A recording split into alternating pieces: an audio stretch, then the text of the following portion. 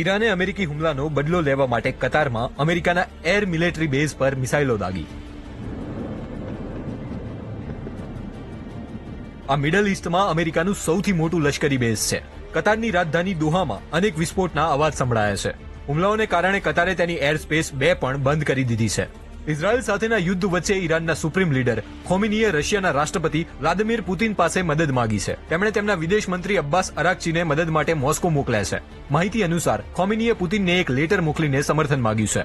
ઇઝરાયલે સોમવારે બપોરે ઈરાનની રાજધાની તહેરાનમાં તેના લશ્કરી યુનિટ ઇસ્લામિક રેવોલ્યુશનરી ગાર્ડ કોર્પ્સના ઠેકાણાઓ પર હુમલો કર્યો, જેમાં સેંકડો સૈનિકો માર્યા ગયા હોવાનો દાવો કરવામાં આવ્યો છે. આ પહેલા ઇઝરાયલે ઈરાનના ફોર્ડો ન્યુક્લિયર સાઇટને પણ નિશાન બનાવ્યું હતું. રિપોર્ટ્સ અનુસાર ઇઝરાયેલી સેનાએ રવિવારે સવારે અમેરિકાએ જ્યાં બસ્ટર બોમ્બ ફેંક્યા હતા ત્યાં જ બોમ્બ ફેંક્યા છે. ઈરાન કહે છે કે તે તેનો ન્યુક્લિયર પ્રોગ્રામ બંધ કરશે નહીં. ઈરાનના આખો વિડિયો જોવા માટે ડાઉનલોડ કરો દિવ્ય ભાસ્કર એપ.